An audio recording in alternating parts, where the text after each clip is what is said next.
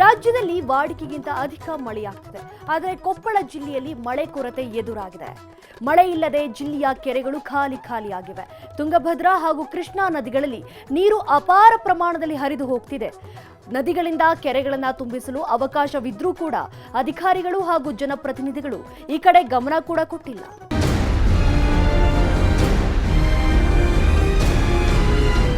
ರಾಜ್ಯ ಸೇರಿದಂತೆ ಇಡೀ ದೇಶಾದ್ಯಂತ ಮಳೆಯ ಆರ್ಭಟ ಜೋರಾಗಿದೆ. ಆದರೆ ಕೊಪ್ಪಳ ಜಿಲ್ಲೆಯಲ್ಲಿ ಜೂನ್ ತಿಂಗಳಲ್ಲಿ ಉತ್ತಮ ಮಳೆಯಾಗಿತ್ತು. ಆದರೆ ಜುಲೈ ತಿಂಗಳಲ್ಲಿ ಕೊರತೆ ಆಗಿದೆ. ಕಳೆದ ವರ್ಷ ಭೀಕರ ಬರ ಅನುಭವಿಸುವಂತಾಗಿದೆ. ನೀರು ಇಲ್ಲದೆ ಕೆರೆಗಳು ಖಾಲಿಯಾಗಿವೆ. ಸಣ್ಣ ನೀರಾವರಿ ಇಲಾಖೆಗೆ ಸೇರಿರುವ ಕೆರೆಗಳು ಬತ್ತಿ ಹೋಗಿವೆ.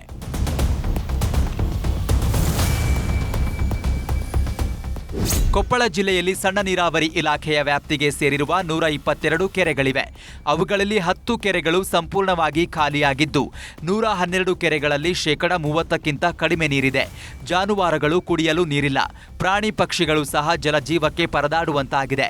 ಕೆರೆಗಳಲ್ಲಿ ನೀರಿಲ್ಲದ ಕಾರಣಕ್ಕೆ ಕೊಳವೆ ಬಾವಿಗಳಲ್ಲೂ ನೀರಿಲ್ಲದಂತಾಗಿದೆ. ತುಂಗಭದ್ರಾ ಹಾಗೂ ಆಲಮಟ್ಟಿ ಜಲಾಶಯ ಭರ್ತಿಯಾಗಿದ್ದು ಹೆಚ್ಚುವರಿ ನೀರನ್ನ ನದಿಗೆ ಬಿಡಲಾಗ್ತಿದೆ. ನದಿಗೆ ಹರಿದು ಹೋಗುವ ಹೆಚ್ಚುವರಿ ನೀರನ್ನ ಜಿಲ್ಲೆಯ ಕೆರೆಗಳಿಗೆ ತುಂಬಿಸಬೇಕು ಅಂತ ರೈತರು ಆಗ್ರಹ ಮಾಡಿದ್ದಾರೆ. ಹೊಲದಲ್ಲಿ ನೀರು ಬರ್ತಂಥದ್ದು ಒತ್ತುವರಿ ಜಾಸ್ತಿ ಆಯ್ತು ಸರ್. ಒಳೆ ನೀರು ಬಿಡ್ತೀವಿ ಅಂತೇಳಿ ಇನ್ನೂ ಬಿಡ್ತಾ ಇಲ್ಲ ಸರ್. ನಾಳೆ ಬಸವರಾಜ್ ಅವರು MLA ಆಗಿದ್ರು ಸರ್. ಅವಾಗ ಒಮ್ಮೆ ನೀರು ಬಿಡಿಸಿದ್ರು ಸರ್. ಮಳೆಗೆ ಇಲ್ಲ ಸರ್, ಮಳೆ ಇಲ್ಲ, ಖಾಲಿ ಇದೆ ಸರ್, ಮಳೆ ಒಟ್ಟ ಇಲ್ಲ. ಆಲಮಟ್ಟಿ ಹಾಗೂ ತುಂಗಭದ್ರಾ ನದಿಯಿಂದ ಈಗ 10 ಕೆರೆಗಳಿಗೆ ನೀರು ತುಂಬಿಸಲಾಗ್ತಿದೆ.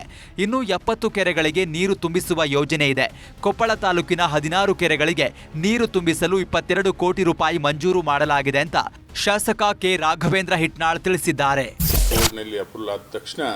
ಇವತ್ತು ಅಳವಂಡಿ ಬಟಗೇರಿ 8ರಿಂದ 10,000 ಎಕರೆ ನೀರಾವರಿ ಮತ್ತು ಬಾದರಬಂಡಿ ನಲ್ಕಲ್ಮಟ್ಟಿ 14,000 ಎಕರೆ ನೀರಾವರಿ ಆಗ್ತಕ್ಕಂಥದ್ದು ಮತ್ತು ಅದರ ಜೊತೆಗೆ ಕೆರೆ ತುಂಬಿಸ್ತಕ್ಕಂಥದ್ದು ಕೂಡ ಇವತ್ತು ನಾವು ಎಲ್ಲ ಕೆರೆಗಳು ಕೂಡ ತುಂಬುವಂಥ ಮತ್ತು ಹೇತ್ ನೀರಾವರಿ ಮೂಲಕ ತುಂಬಿಸ್ತಕ್ಕಂಥ ಕೆಲಸ ಇವತ್ತು ನಾವು ಮಾಡ್ತೀವಿ. ನದಿಯಲ್ಲಿ ಹರಿದು ಹೋಗಿ ಸಮುದ್ರ ಸೇರುವ ನೀರನ್ನ ಕೆರೆಗಳಲ್ಲಿ ತುಂಬಿಸಿ ಅನ್ನೋದು ರೈತರ ಆಗ್ರಹವಾಗಿದೆ. ಶಾಸಕರು ಕೂಡ ಹಣ ಬಿಡುಗಡೆಯಾಗಿದೆ ಅಂತಿದ್ದಾರೆ. ಯಾವಾಗ ತುಂಬಿಸ್ತಾರೆ ಅಂತ ರೈತರು ಕಾದು ಕುಳಿತಿದ್ದಾರೆ. ಶರಣಪ್ಪ ಬಾಚಲಾಪುರ, ನ್ಯೂಸ್ 18 ಕೊಪ್ಪಳ.